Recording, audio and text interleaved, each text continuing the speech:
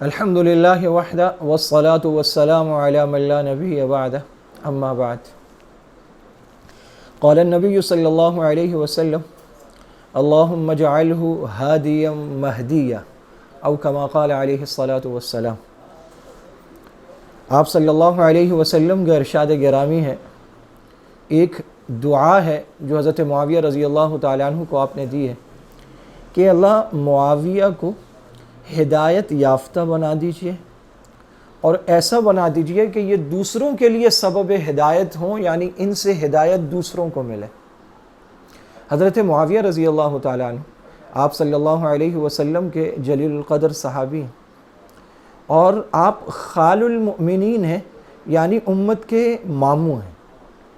وہ اس طرح کہ قرآن کریم میں اللہ پاک نے فرمایا وَأَزْوَاجُهُ أُمَّهَاتُكُمْ،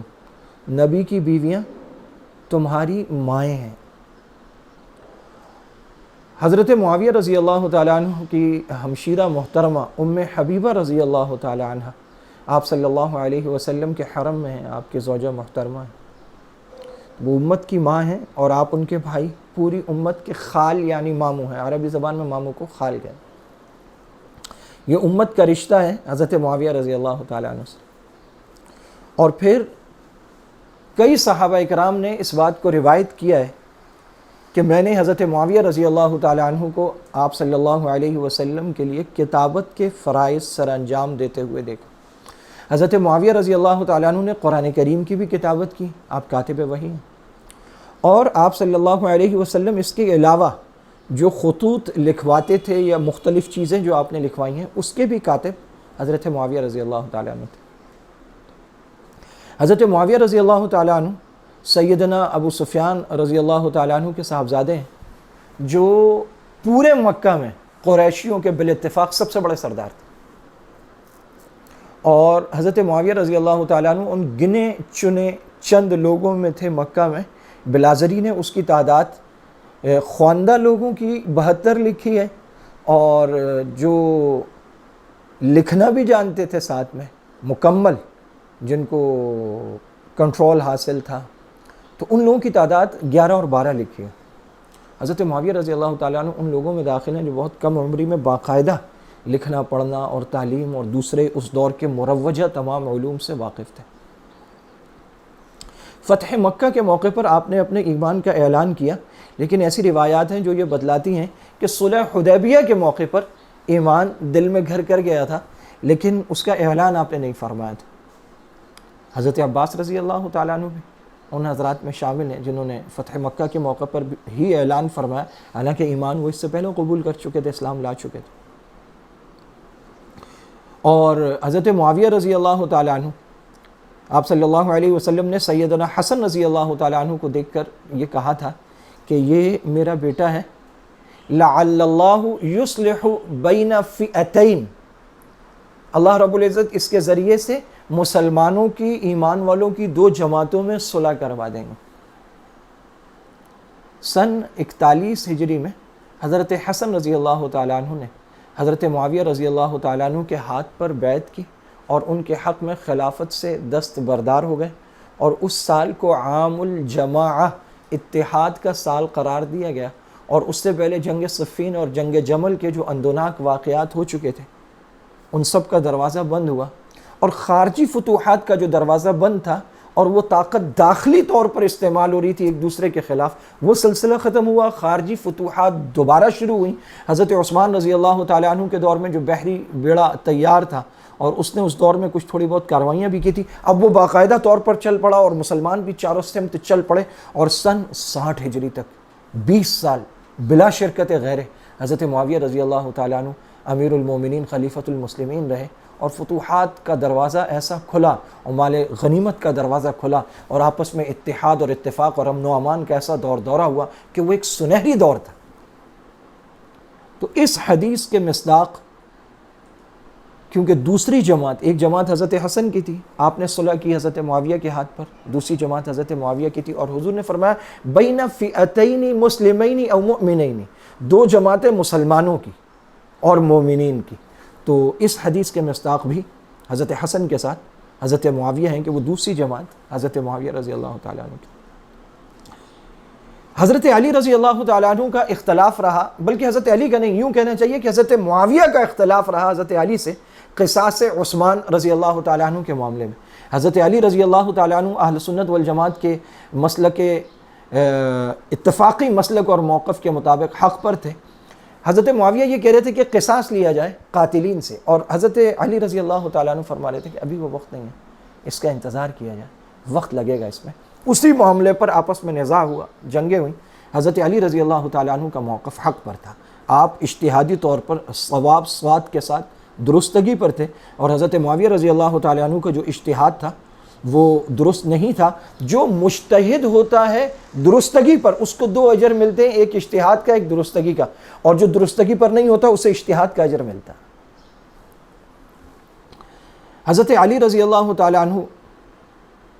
حق پر تھے، اور حضرت معاویہ رضی اللہ تعالیٰ عنہ کا اجتہاد درستگی پر نہیں تھا، لیکن دونوں طرف صحابہ تھے، صحابہ کی جماعت تھی، اور صحابہ کے معاملے میں اللہ رب العزت نے قرآن کریم میں جا بجا اعلان کیا کہ یہ رشد و ہدایت کے مینارے ہیں، ہم نے ان کے دلوں کا امتحان لیا ہے تقوی میں، ان کے لیے جنت ہے، اجر عظیم ہے، بشارت ہے، اللہ ان سے راضی ہے، وہ پہلے والے ہوں، وہ بعد والے ہوں، وہ سابقون الاولون من المہاجرین والانصار، یہ سب کے سب اللہ رب العزت نے ان کے لیے فرمایا رضی اللہ عنہم ورضوا عنہ۔ تو حضرت معاویہ رضی اللہ تعالیٰ عنہ فتح مکہ اور پھر آپ صلی اللہ علیہ وسلم کی خدمت، کتابت وحی اور خطوط کی کتابت، آپ صلی اللہ علیہ وسلم کی دعائیں کہ اللہ اس کو ہادی اور مہدی بنا، ایک موقع پر کہا اللہ اس کو حکومت عطا فرما، ایک موقع پر آپ نے فرمایا کہ معاویہ تجھے حکومت ملے تو عدل و انصاف سے کام لینا، ایک موقع پر دعا دی اے اللہ اس کو حلم سے بھر دے، اس کے سینے کو اور پیٹ کو حلم سے بھر دے۔ اور اس کے علاوہ کئی دعائیں احادیث کی کتابوں میں، ترمذی شریف میں، ابو داؤد شریف میں، مسلم شریف میں آپ صلی اللہ علیہ وسلم کی وہ ہیں جو آپ نے حضرت معاویہ رضی اللہ تعالیٰ عنہ کو مختلف مواقع پر عطا فرمائے۔ آپ یزید کے والد ہیں، اور یزید کے دور میں سیدنا حسین رضی اللہ تعالیٰ عنہ کے کربلا میں مظلومانہ شہادت کا واقعہ ہوا ہے، تو ظاہر ہے کہ بہت سارے لوگ یزید سے نالاں ہیں اور وہ اسے اس کا ذمہ دار سمجھتے ہیں، اس لیے کہ وہ اس وقت برسر اقتدار تھا۔ اہل سنت والجماعت اس کے بارے میں کہتے ہیں کہ یہ پکی بات ہے، تحقیقات سے ثابت ہے کہ یزید کا اس شہادت میں کوئی ہاتھ نہیں تھا، لیکن اتنا بڑا واقعہ، پورا خاندان نبوت، آل بیت، آل رسول، وہ کربلا میں مظلومانہ شہادت سے دوچار ہوئے، تو وہ برسر اقتدار تھا، اسے اس سے بری الذمہ قرار نہیں دیا جا سکتا، چنانچہ وہ نہ اس پر لعنت کرتے ہیں نہ اس کے بارے میں رحمۃ اللہ علیہ کہتے ہیں، وہ خاموش رہتے ہیں، وہ کہتے ہیں کہ جب اسے مجرم پایا نہیں گیا تو اس پہ لعنت ملامت کیسے کریں، لیکن وہ برسر اقتدار تھا، عام لوگ نہیں ہیں، سیدنا حسین ہیں، مظلومانہ شہادت ہے، پورا خانوادہ نبوت کا خاک و خون میں تڑپا دیا گیا، اس کو بری الذمہ بھی کیسے قرار دیں، تو اس کے بارے میں توقف اور سکوت ہے۔ لیکن ایک طبقہ ہے جس نے پچھلے 1300 سال سے اندھیر مچا رکھا ہے، اور اس نے ہر دور میں دجل، فریب اور مختلف سہارے لے کر اسلام کو نقصان پہنچایا، انہوں نے اس بات کو حضرت معاویہ کا قصور بنا کر، اور ایک حضرت معاویہ کیا، ان کے ہاں تو پنجتن کے علاوہ اور وہ کسی کا ویسے بھی ایمان نہیں مانتے۔ حضرت معاویہ رضی اللہ تعالیٰ عنہ کی شخصیت کو بہت داغدار کیا گیا، صحابہ میں حضرت معاویہ رضی اللہ تعالیٰ عنہ وہ شخصیت ہے جو حضرت عثمان اور حضرت معاویہ دو صحابہ ایسے ہیں، مظلومیت کی حد ہے، آپ پر الزامات، اتہامات، ویسے تو سارے صحابہ کو لوگوں نے نہیں بخشا، لیکن یہ دو شخصیات بطور خاص ہیں۔ اب وہ جو اختلاف تھا حضرت علی اور حضرت معاویہ کا، اس کے بعد صلح کی ہے حضرت حسن رضی اللہ تعالیٰ عنہ نے۔ حضرت حسن کون ہے؟ حضرت علی کے بیٹے ہیں، والد کا کسی سے اختلاف تھا، اولاد نے صلح کر لی۔ اب کوئی آدمی کہے میں نہیں مانتا، تو میاں تم کون ہو؟ کون ہو تم؟ حضرت حسن نے صلح، اور حضرت حسن کو، حضرت حسن اور سارے صحابہ سارے ایمان والوں کے امام ہیں، لیکن مخصوص لوگ ہیں وہ امام کا ایک مخصوص معنی لیتے ہیں، وہ کہتے ہیں کہ نعوذ باللہ امام وہ ہوتا ہے جو ید اللہ، آیت اللہ اور لسان اللہ ہوتا ہے، اور اس پر نعوذ باللہ رسول اللہ کے بعد بھی وحی اترتی ہے، وہ معصوم عن الخطا ہوتا ہے، اس سے کوئی خطا نہیں ہوتی۔ تو جب حضرت حسن نے صلح کی ہے اور خطا کا ان سے صدور ممکن نہیں ہے، تو بات ختم ہو گئی، انہوں نے بالکل درستگی والا کام کیا. یہ کون لوگ ہیں جو اس صلح کو نہیں مانتے؟ اور صحابہ کی جماعت کے بارے میں تو اللہ تعالیٰ نے کہا تلک امۃ قد خلت لہا ما کسبت ولکم ما کسبتم ولا تسألون عما كانوا يعملون. یہ جماعت تھی جو گزر گئی ہے، تم سے ہم یہ نہیں پوچھیں گے تم نے کیا کیا، تمہارے لیے وہ ہے جو تم نے کیا. تم اپنے اعمال کا حساب دو گے، صحابہ کے اعمال کا حساب تم نے نہیں دینا. اللہ رب العزت حضرت معاویہ رضی اللہ تعالیٰ عنہ کی محبت اور حقیقی اتباع ہمیں نصیب فرمائے. آخری عمر میں حضرت معاویہ رضی اللہ تعالیٰ عنہ نے خطبہ دیتے ہوئے ارشاد فرمایا تھا. آپ نے فرمایا سنو، تمہیں میرے بعد مجھ سے اچھے لوگ نہیں ملیں گے، بالکل ایسے ہی جیسے میں ان سے بہتر نہیں ہوں جو مجھ سے پہلے تھے، تو میرے بعد تمہیں مجھ سے بہتر لوگ نہیں ملیں گے. حضرت معاویہ رضی اللہ تعالیٰ عنہ 20 سال اپنے بھائی یزید بن سفیان طاعون امواس میں جن کی شہادت ہو گئی تھی، حضرت معاویہ رضی اللہ تعالیٰ عنہ حضرت عمر رضی اللہ تعالیٰ عنہ کے دور سے جہادی کمانڈر تھے، اور ان کے بھائی شام کے گورنر تھے. ان کی جب طاعون میں شہادت ہوئی ہے اس کے بعد حضرت عمر رضی اللہ تعالیٰ عنہ جیسے زیرک جہادیدہ انسان نے، جنہوں نے عمار بن یاسر کو ہٹا دیا تھا گورنری سے، عمار بن یاسر جو سابقون الاولون میں سے ہیں، جو بدری صحابی ہیں، حضرت عمر نے کسی موقع پر عمار بن یاسر کو ہٹا دیا. اس عمر نے حضرت معاویہ رضی اللہ تعالیٰ عنہ کو شام کا گورنر مقرر کیا ان کے بھائی یزید بن ابی سفیان کے بعد. اور پھر 20 سال حضرت علی تک آپ شام کے گورنر رہے. اس کے بعد 20 سال بلا شرکت غیر پورے مسلمانوں کی عملداری، صحابہ بھی موجود تھے کچھ اور تابعین تو تھے ہی سارے کے سارے اس دور میں 20 سال. آخر میں آپ نے فرمایا کہ تم مجھ سے تھک گئے، میں تم سے تھک گیا، اور فرمایا کہ میں نے آپ صلی اللہ علیہ وسلم کے حلق کیا تھا مروہ پر، تو وہ بال میرے پاس محفوظ ہے، وہ میرے کفن میں رکھ دینا. بعض نے فرمایا کہ انہوں نے فرمایا کہ ایسے میرے ماتھے پر یا میرے لبوں پر رکھ دینا. وہ حضرت معاویہ رضی اللہ تعالیٰ عنہ کے پاس محفوظ تھے. اور حضرت معاویہ رضی اللہ تعالیٰ عنہ کے شب و روز کیسے گزرتے تھے وہ کتابوں میں لکھا ہے، کتنے قلیل النوم، اور راتوں کو اللہ کی بارگاہ میں کھڑے ہونے والے،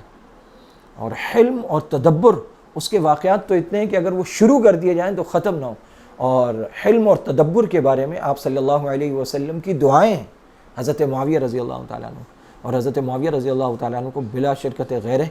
سب سے بہترین مدبر سیاستدان مانا جاتا ہے صحابہ کرام رضوان اللہ علیہم اجمعین. اللہ رب العزت ان کی محبت بھی عطا فرمائے، ان کی اتباع بھی نصیب فرمائے. وآخر دعوانا ان الحمدللہ رب العالمین. علماء اکرام کے نیو بیانات سننے کے لیے آپ ہمارے فیس بک پیج کو لائک کریں اور ہمارے یوٹیوب چینل کو سبسکرائب کر کے بیل آئیکن پر کلک کیجیے. اپنی نیک دعاؤں اور تمناؤں میں ادارہ سعد نشریات کو یاد رکھیں. شکریہ. علماء حق کی آواز، سعد نشریات.